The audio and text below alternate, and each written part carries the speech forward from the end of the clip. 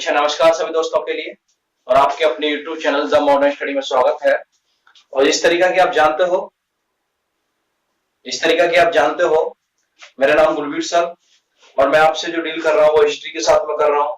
और मैंने आपसे ये वादा किया है कि मैं आपको पूरा कोर्स कराऊंगा हिस्ट्री का। और हिस्ट्री के कोर्स में हम मध्यकालीन भारत को भी पढ़ रहे हैं और मध्यकालीन भारत के अंतर्गत हम बादशाह अकबर की भी बात कर रहे थे। बादशाह अकबर के बारे में हम आधा वीडियो आपको अपलोडेड भी कर चुका हूं। ठीक है भाई, तो हम बात करेंगे आज जब अकबर के एक पुत्र जिसका जन्म हुआ था कहां पर, तो एक इसके प्रसिद्ध सूफी संत हुआ करते हैं, प्रसिद्ध सूफी संत थे जिनका नाम था शेख सलीम चिश्ती, है ना। इनका नाम था शेख सलीम चिश्ती और शेख सलीम चिश्ती की दरगाह मतलब कुटिया में एक जन्म हुआ था जिसका नाम था सलीम। और इसने ये जो सलीम नाम रखा था इसने अपने ही गुरु के नाम पर रखा था। 1559 में सलीम का जन्म हुआ था। और इसने भाई कोई हमसे पूछ सकता है कि सलीम का जन्म, क्योंकि सलीम का जो आगे आने वाला नाम है वो जहांगीर के नाम से जाना जाएगा। और सलीम का जन्म कब हुआ था हम बताएंगे, 1569 में इसका जन्म हुआ था। और किसकी कुटिया में हुआ था तो हम बताएंगे अब जो इसके गुरु थे मतलब सलीम चिश्ती उसकी कुटिया में हुआ था। उसके बाद में 1572 में अकबर ने एक अभियान किया था जिसका नाम था गुजरात अभियान। और गुजरात अभियान किया था, उसमें गुजरात को जीतकर मुगल साम्राज्य मिला लिया था। क्योंकि गुजरात का कभी बादशाह कौन हुआ करता था, बहादुर शाह है। तो बहादुर शाह है अब गुजरात से, अब तो इसका बादशाह कोई और था क्योंकि उसकी तो हत्या कर दी थी हुमायूं ने। तो अब इसका बादशाह दूसरा बन गया था। तो क्या नाम, अकबर ने इस पर आक्रमण किया गुजरात पर और गुजरात अभियान करने पर गुजरात को जीता और जीतने के बाद में किसमें मिला लिया, मुगल साम्राज्य में मिला लिया। इसी ने 1571 में अकबर ने 1571 में अपनी राजधानी आगरा से फतेहपुर सीकरी भी बनाई थी। इसने अपनी राजधानी आगरा से फतेहपुर सीकरी भी बनाई थी। और जब इस अभियान को जीता तो यहाँ पर इसकी दो लोगों से मुलाकात हुई। मतलब एक तो इसने समुद्र को सर्वप्रथम देखा था, नंबर एक इसने समुद्र को सर्वप्रथम देखा था। और दूसरा यहाँ पर इसकी पुर्तगालियों से मुलाकात हुई थी। सबसे पहले क्वेश्चन आता है कि अकबर ने सबसे पहले समुद्र को कब देखा, तो हम बताएंगे जब गुजरात अभियान हुआ था। तो जब गुजरात अभियान हुआ था तो उस समय पर अकबर ने समुद्र को देखा था और पुर्तगालियों से भी मुलाकात यहीं पर हुई थी। आगे बात करेंगे कि बुलंद दरवाजे का निर्माण अकबर ने कब कराया था, तो हम बताएंगे 1573 में बुलंद दरवाजे का निर्माण कराया था अकबर ने। और बुलंद दरवाजे का निर्माण के साथ साथ, अच्छा बुलंद दरवाजे का निर्माण कहाँ कराया था, तो फतेहपुर सीकरी में कराया था भाई। फतेहपुर सीकरी में बुलंद दरवाजे का निर्माण कराया था। और इसी के साथ साथ इसने कई चीजों का और निर्माण कराया था, जैसे इबादत खाना, पंचमहल, मरियम महल और सलीम चिश्ती का मकबरा भी है। सलीम चिश्ती का क्या बनवाया था, मकबरा भी बनवाया था इसने। कहने का मतलब यह है कि इन्हीं सारी चीजों का इसने स्थापना की थी। ठीक है, तो 1576 में एक युद्ध होता है जिसमें हल्दी घाटी का युद्ध होता है। 1576 में हल्दी घाटी का युद्ध हुआ जिसमें दो लोग लड़ रहे थे। एक तो लड़ रहा था क्या नाम, हल्दी घाटी के युद्ध में एक तो महाराणा प्रताप और दूसरा था कौन, अकबर। अकबर की तरफ से इसका सेनापति लड़ रहा था जिसका नाम था मान सिंह। जिसका नाम क्या था, मान सिंह। तो मान सिंह ने इस युद्ध को जीता जो कि इसका सेनापति हुआ करता था और महाराणा प्रताप के लिए हराया। और इसी समय पर 1577 में इसी युद्ध से खुश होकर 1577 में अकबर ने क्या किया, 1577 में जब इस युद्ध को जीता अकबर, तो इसके एक गुरु हुआ करते थे, गुरु रामदास। और गुरु रामदास का ये बहुत बड़ा अनुयायी था। तो खुश होकर गुरु रामदास के लिए इसने 500 बीघा जमीन गिफ्ट की थी। 500 बीघा जमीन को गिफ्ट कर दी, उपहार में दे दी थी। और गुरु रामदास ने इस पर एक शहर बसाया था जिसका नाम था रामदास नगर। और आप जानते हो कि रामदास नगर को ही आज एक नए नाम से जाना जाता है जिसका नाम है अमृतसर। ठीक है भाई, 1589 में एक निर्माण कराया गोल्डन मंदिर का, है ना। गोल्डन मंदिर बोल सकते हैं या स्वर्ण मंदिर बोल सकते हैं। इसका यहाँ पर एक गुरुद्वारा चालू हुआ था जिसका नाम था हरमंदर साहब का गुरुद्वारा, हरमंदर साहब का गुरुद्वारा। ठीक है, तो ये सारी चीजें हम पढ़ेंगे आज की वीडियो में, तो वीडियो को पूरा देखना ना भूलें, मैं कंप्लीट रूप से कराऊंगा। और मेरे भाई कहीं आप वीडियो देखना भूल रहे हो तो मैं आपको पूरा कोर्स करा रहा हूं, और इस कोर्स में मैं आपके लिए सारी चीजें बता रहा हूं कि हिस्ट्री मैं आपके लिए जरा भी नहीं छोड़ रहा हूं। आप चाहे यूपीएसआई की तैयारी कर रहे हो, दिल्ली की मतलब किसी भी एग्जाम की तैयारी कर रहे हो, स्टेट पीसीएस तक की तैयारी कर रहे हो, तो मैं सारी चीजों को लेकर चल रहा हूं, और पूरी टोटल कहानी मैं आपको बताता हूं, और सारी की सारी चीजें आपको मैं बताता हूं। कोई भी मेरी लास्ट चॉइस ये रहती है कि आपसे कोई भी क्वेश्चन छूटे ना, मुझसे कोई नहीं छूटेगा तो आपसे भी नहीं छूटेगा। तो मेरी यही उम्मीद है, और आपकी ये पूरी कोशिश करेगी कि आप बहुत अच्छे तरीका से एग्जाम की तैयारी करो। तो चलो बात करते हैं फतेहपुर सीकरी, सॉरी, इसका जो जन्म हुआ था 1569 में। जन्म किसका? तो भाई अकबर के पुत्र सलीम का जन्म हुआ 1569 में। सलीम का जन्म हुआ 1569 में, सलीम का जन्म हुआ, कहां हुआ था तो हम बताएंगे, फतेहपुर सीकरी।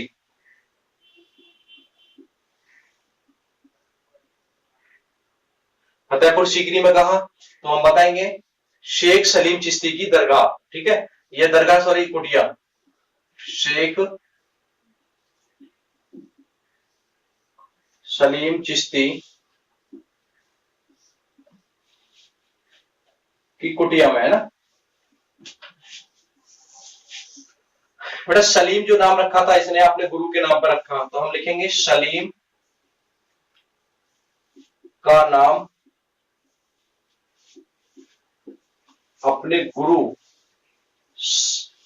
सलीम का नाम, या लिख सकते हैं अपने पुत्र का नाम अकबर ने अपने पुत्र का नाम,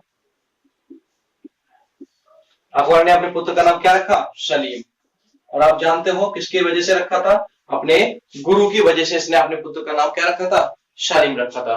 उसके बाद में यहां तक की कहानी आप समझ चुके हो। उसके बाद में 1572 में मेरे भाई, पहले ये लिख लीजिए 1571,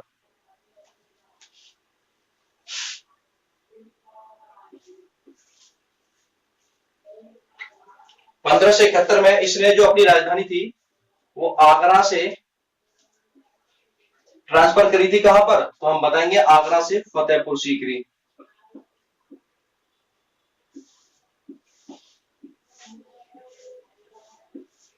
फतेहपुर सीकरी, इसने अपनी राजधानी को यहां से यहां किया।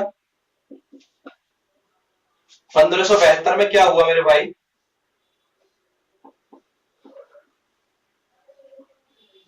1572 में, 1572 इसने गुजरात अभियान किया।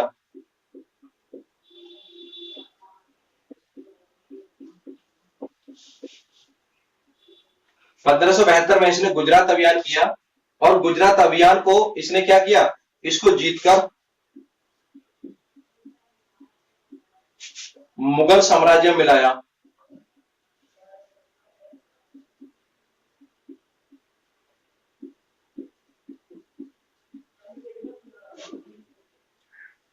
मुगल साम्राज्य में मिलाया। उसके बाद में क्या हुआ? जब इसने इसको जीत लिया था तो भाई कुछ चीजों का इसने निर्माण कराया था। गुजरात अभियान को जीतकर इसने कुछ चीजों का निर्माण कराया, तो हम बताएंगे जैसे जैसे फतेहपुर सीकरी में बुलंद दरवाजा,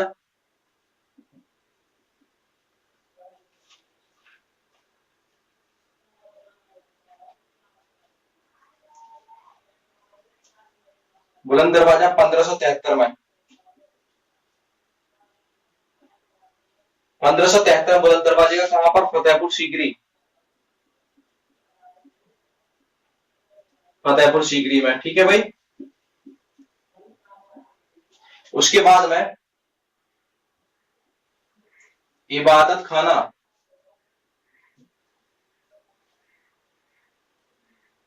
उसके बाद में मरियम महल,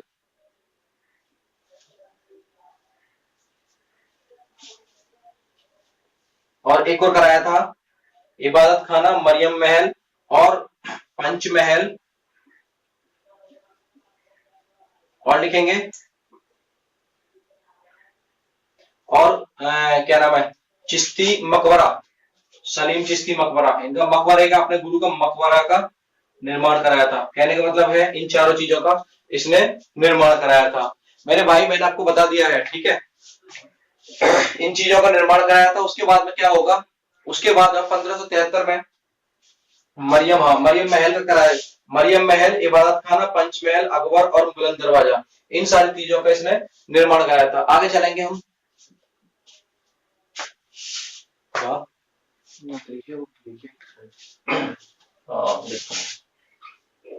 चलो आगे चलेंगे भाई। उसके बाद में क्या हुआ, 1573 में, 1573 में हो गया। उसके बाद में 1576 में एक युद्ध होता है, हल्दी घाटी का युद्ध।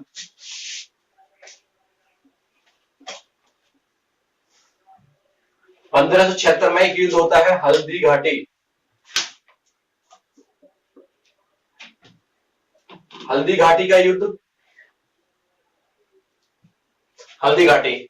अब इस हल्दी घाटी के युद्ध में दो लोग लड़ रहे होते हैं। एक तरफ तो लड़ रहा होता है कौन, महाराणा प्रताप,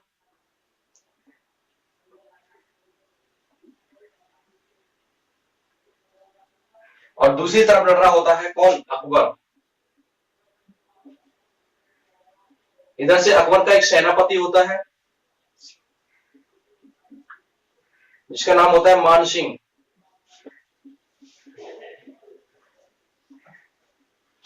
ठीक है भाई, मान सिंह क्या करता है, इसको हरा देता है।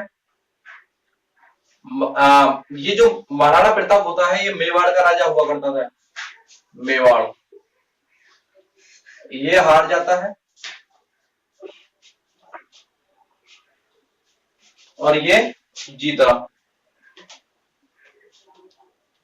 अकबर युद्ध नहीं लड़ा था, युद्ध कौन लड़ा था, मान सिंह, और मान सिंह ने इसको हरा दिया। और उसके बाद में क्या हुआ, अकबर इससे खुश हुआ, अकबर इस युद्ध से खुश हुआ, और खुश होकर इसने क्या किया, इसके जो गुरु थे, इसके जो गुरु थे, गुरु रामदास, है ना, इसने क्या किया, 1577 में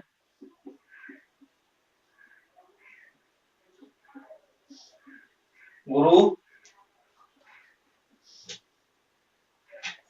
रामदास, इसके गुरु थे, इनको 500 बीघा जमीन उपहार में दे दी। 500 बीघा जमीन उपहार, मतलब गिफ्ट किया था 500 बीघा जमीन का। इन्होंने क्या किया, इस जमीन पर मेरे भाई, इस जमीन पर एक शहर बसाया जिसका नाम था गुरु रामदास नगर। और आज ये क्या है, अब मेरे भाई अब क्या है ये, तो हम बताएंगे, अब है ये अमृतसर। ये क्या है मेरे भाइयों, अब है वो, उस शहर का नाम है अमृतसर। ठीक है, 1589 में, आगे लिखिए 1589।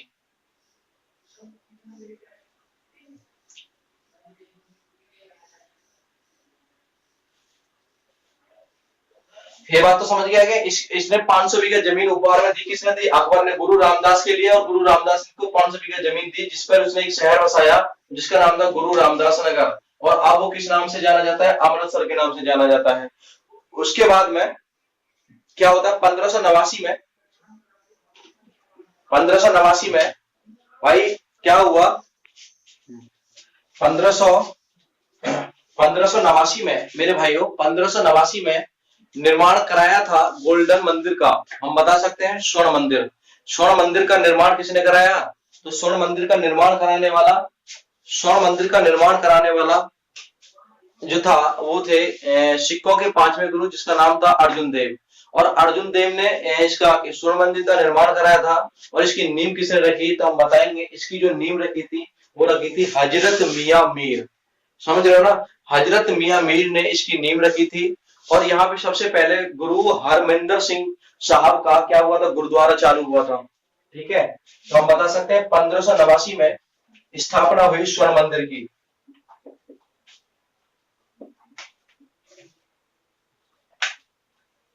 गोल्डन टेम्पल बोल सकते हैं। ठीक है, गोल्डन टेम्पल, इसकी स्थापना किसने करी, तो हम बताएंगे सिखों के पांचवें गुरु, सिखों के पांचवें गुरु जिसका नाम था अंगद देव।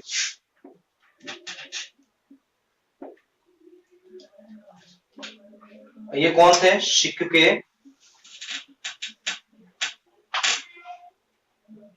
पांचवें गुरु।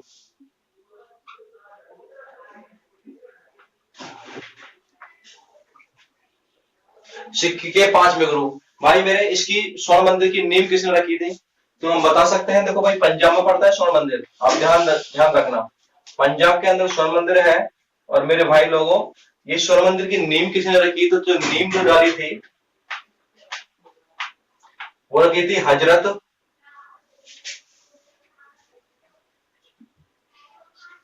मियां मीर, इसकी नींव डाली थी। ठीक है भाई, यहां तो समझ गए हो।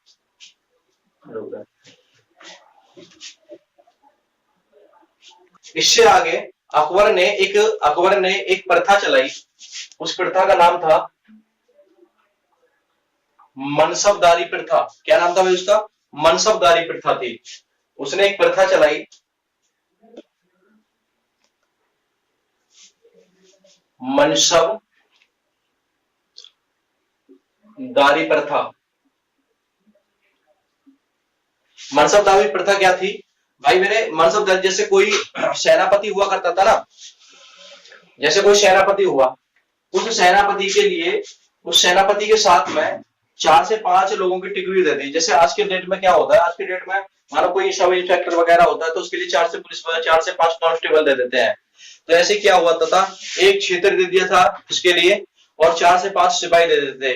तो वो प्रथा जो थी वो थी, उसको कहा गया था मनसबदारी प्रथा। ठीक है, उसके बाद में मनसबदारी प्रथा के बाद में इसने एक धर्म चलाया जिसका नाम था दीन ए इलाही।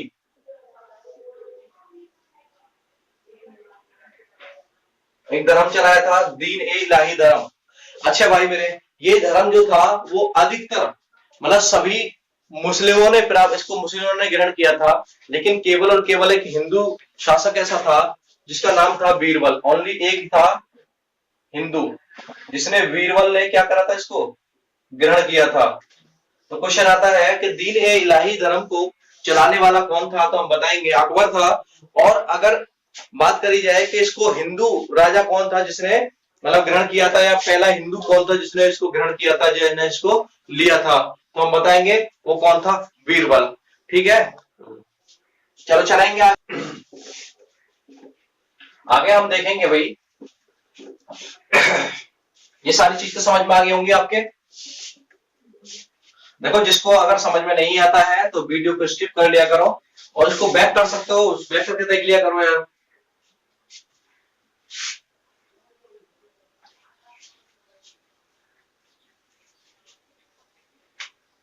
चलेंगे आगे, चलेंगे 1583 में, लिखेंगे 1583 में आ रहा है।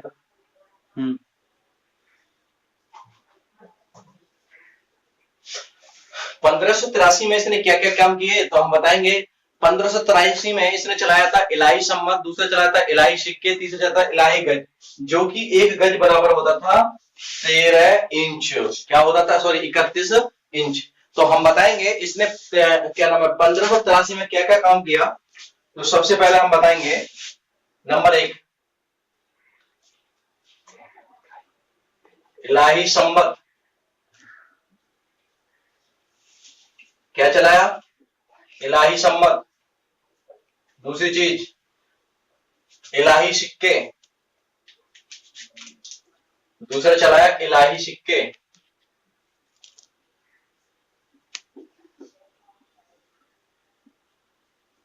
तीसरा इलाही सम्मत, इलाही सिक्के। और तीसरा चलाया था इसने इलाही पैमाना, जिसको बोलते हैं ना इलाही गज या इलाही पैमाना। तो इलाही गज, ये क्या होता था भाई, एक गज बराबर 31 इंच। उसके बाद में हम बात करेंगे चौथे नंबर की।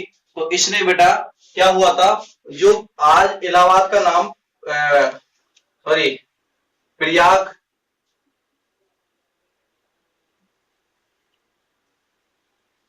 प्रयाग का नाम बदल के इलाहाबाद का, सॉरी इलाहाबाद जो है आज प्रयाग का बताएंगे, प्रयाग का नाम क्या कर देता है, इलाहाबाद। ठीक है, इन सारी चीजों की इसने स्थापना करी थी और प्रयाग का नाम बदलकर क्या कर दिया, इलाहाबाद। लेकिन आज फिर इलाहाबाद का नाम क्या हो गया भाई, दोबारा लौट के प्रयाग हो गया, प्रयाग।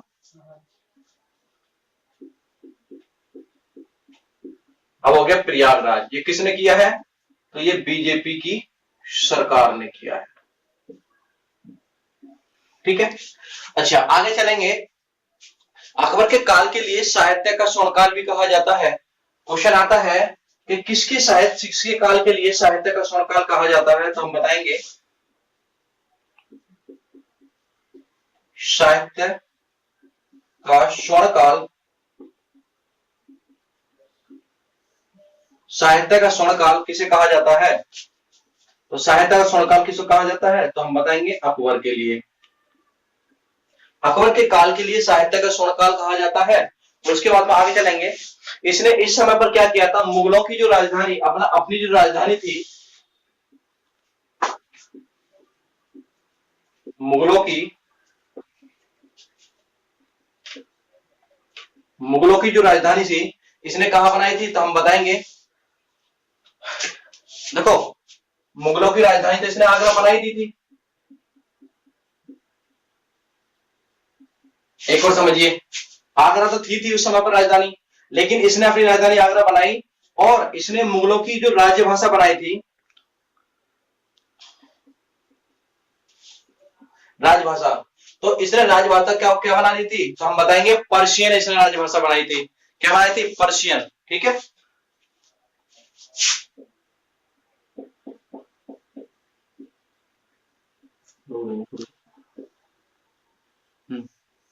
इसने जो अकबर था उसने भाई, अकबर ने अपनी राज्य भाषा क्या बनाई थी, पार्शियन बनाई थी। पार्शियन को राज्य भाषा बना दिया और उसके बाद में हम आगे बात करेंगे। इसने चित्रकला के लिए संरक्षण दिया, चित्रकला के लिए संरक्षण।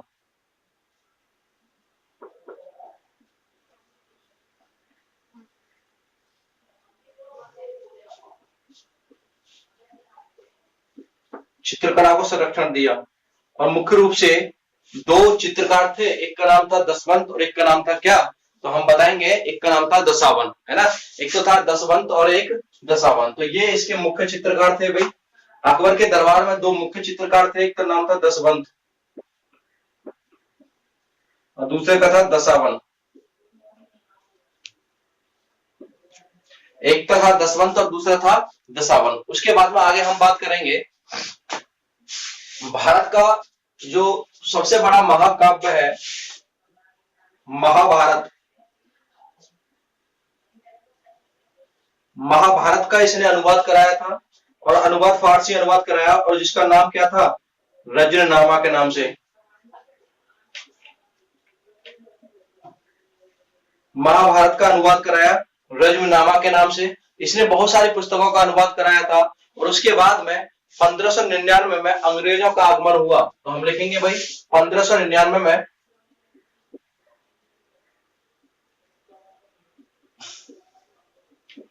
अंग्रेजों का आगमन। मेरे भाई क्वेश्चन आता है कि अंग्रेजों का आगमन सबसे पहले किसके शासनकाल में हुआ था, तो हम बताएंगे कि अंग्रेजों का आगमन अकबर के शासनकाल में हुआ। तो अंग्रेज कब आए थे, तो हम बताएंगे 1599 ईस्वी में अंग्रेज आए थे। ठीक है, हाँ भाई ठीक है, ठीक है, नहीं कोई नहीं। 1599 में अंग्रेज भारत आए और सबसे पहले कौन आया था, तो हम बताएंगे जॉन्स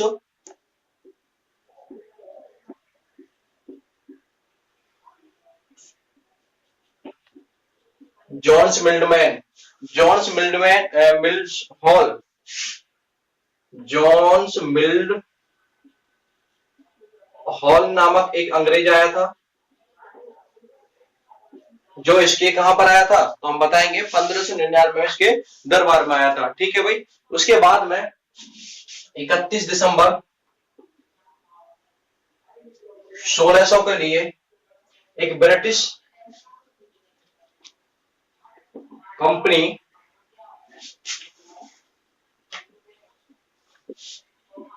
की स्थापना हुई, जिसका नाम था British East India company, British east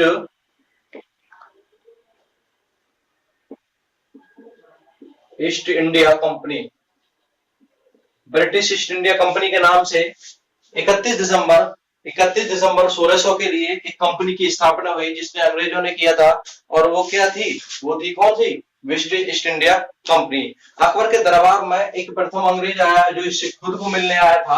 Akbar के दरबार में एक अंग्रेज आया जो इससे खुद मिलने आया था, जिसका नाम था रॉल्फ फिंच। अकबर के दरबार में एक खुद अंग्रेज आया मिलने, जिसका नाम था रॉल्फ फिंच, रॉल्फ फिंच नामक। ये क्या था भाई, ये भी एक अंग्रेज था, रॉल्फ फिंच नामक अंग्रेज था। ठीक है भाई। चलो भाई आगे देखो, जब रॉल्फ फिंच आया था है, तो उसके बाद में लिखेंगे 1598 में, 1598 में एक अंग्रेज, 1598 में अकबर के खिलाफ एक विद्रोह कर दिया। जब अंग्रेज भारत आ गया उसके बाद में 1598 में, 1600 के बाद में, सॉरी 1598 में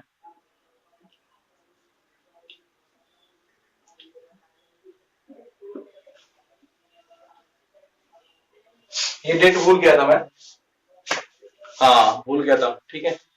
अंग्रेजों का आगमन थोड़ा बाद में हुआ था, लेकिन यहाँ पर 1598 में इसने क्या, अकबर का एक पुत्र था, हाँ अकबर का एक पुत्र था जिसका नाम था भाई क्या, सलीम, जिसका पुत्र था सलीम। और सलीम ने क्या कर दिया था, देखो 1598 में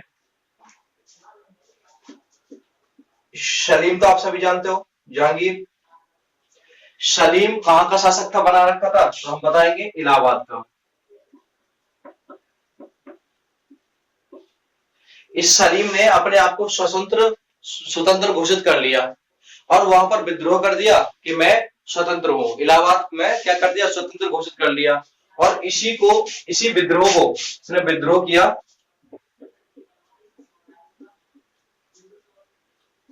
स्वतंत्र शासक। ठीक है। 1598 में अकबर ने मानसिंह को भेजा और विद्रोह को शांत किया।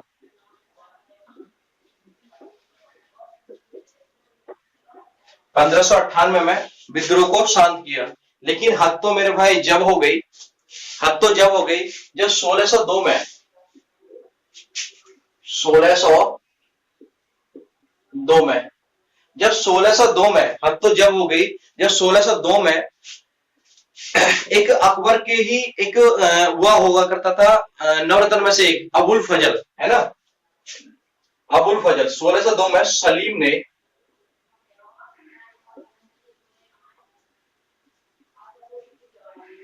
अबुल फजल की क्या करा दी, हत्या करा दी थी। तो आप जानते हो अकबर इससे बहुत ज्यादा नाराज हुआ, अकबर इससे बहुत ज्यादा नाराज हुआ। लेकिन इसने अपने, अकबर इतना ज्यादा नाराज हुआ कि अकबर ने कहा कि मेरे आगे आने वाला जो भी मतलब जो भी बादशाह बनेगा, अगला जो बादशाह बनेगा वो सलीम नहीं बनेगा। ठीक है, सलीम नहीं बनेगा। इसलिए क्या हुआ, 1605 में अकबर की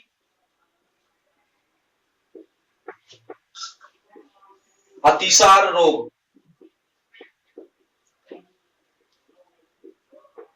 अतिसार रोग से क्या हो गई, मृत्यु हो गई। तो हम बता सकते हैं कि अकबर की जो मृत्यु हुई थी 1605 में हुई थी मेरे भाई। अतिसार रोग क्या होता है, तो भाई मेरे उल्टी दस्त जो होते हैं वो अतिसारी रोग होता है। समझ गए ना। हाँ, तो अकबर की मृत्यु हुई और अकबर की मृत्यु के बाद में जो अगला हम नेक्स्ट शासक पढ़ेंगे वो पढ़ेंगे जहांगीर। और जहांगीर का ही जो बचपन का नाम था वो क्या था, सलीम। अच्छा भाई अभी रुको, अभी इससे आगे थोड़ा सा और मैं आपको बताता हूँ, अकबर के 9 रत्नों के भी नाम बता देता हूँ। तो चलो लिखेंगे, चलो लिखेंगे अकबर के 9 रत्न। आगे लिखेंगे भाई अकबर के 9 रत्न। क्योंकि अकबर अकबर क्या था, अकबर एक बिल्कुल ही अनपढ़ राजा था। अकबर एक अनपढ़ राजा था जिसकी वजह से अकबर ने अपने 9 रत्न रखे थे और केवल 9 रत्न के ऊपर ही चलता था अकबर।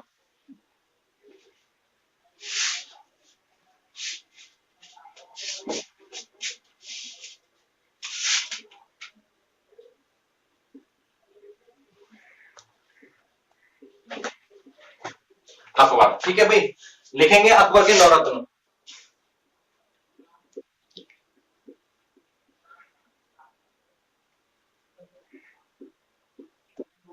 अकबर के 9 रत्न कौन कौन से हैं? तो सबसे पहले लिखेंगे बीरबल, तानसेन, मानसिंह, टोडरमल, अब्दुल फजल, है ना। सबसे पहले लिखेंगे बीरबल,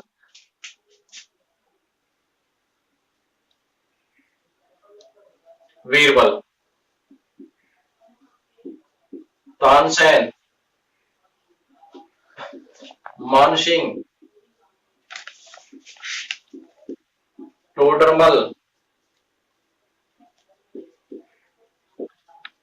अबुल फजल,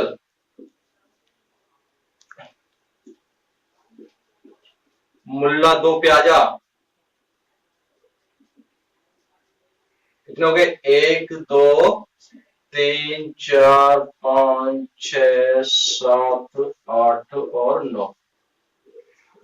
और कौन रह गया भाई, एक तो बीरबल हो गया, मानसिंह हो गया, टोडरमल हो गया, है ना।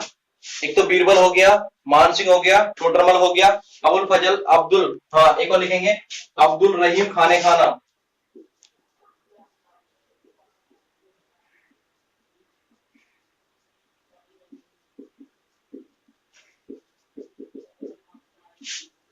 अब्दुल रहीम खाने खाना। उसके बाद हम फैजी लिखेंगे और फकीर लिखेंगे, है फैजी और फकीर।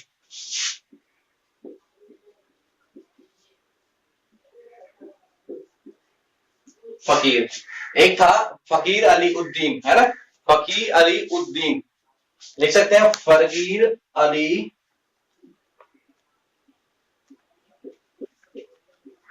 तो मेरे भाइयों ये कितने हुए, अकबर के 9 रत्नों के नाम लिख रहा हूं मैं आपको सामने,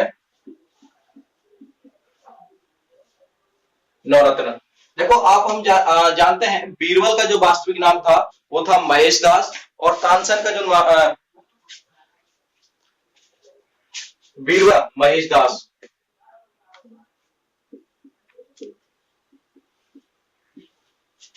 और तानसेन का जो वास्तविक नाम था वो क्या था, तो हम बताएंगे राम कुमार पांडे, है ना, रामानुज लिख देंगे, रामानुज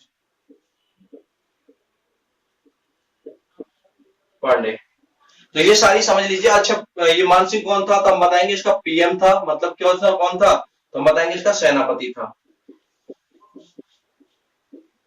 ठीक है, तो ये सारे अकबर के बारे में आपने सारी चीजें समझी हैं, ये सारी आपने सारी चीजें समझी हैं। तो अगला हम जो नेक्स्ट पीरियड करेंगे वो करेंगे भाई जहांगीर के बारे में, और जहांगीर के बाद फिर कौन आएगा, शाहजहां, और शाहजहां के बाद औरंगजेब आ जाएगा, और औरंगजेब के बाद में फिर आ जाएगी 1857 की क्रांति। मैं आपको एक बार बताता हूँ, कल से हम हिस्ट्री के साथ साथ कल से हम लोग जो पढ़ेंगे वो पढ़ेंगे, कल से हम इंडियन लॉ, जो कि हमारे आईपीसी, सीआरपीसी और एक्ट होते हैं, ठीक है, मोटर वाहन एक्ट वगैरह जो होते हैं उनको भी हम एक एक वीडियो की तरह लेके चलेंगे। ठीक है, तो मिलते हैं फिर कल। ठीक है, तो एक बार वीडियो को लाइक और सब्सक्राइब कर दें। ठीक है, ओके, धन्यवाद।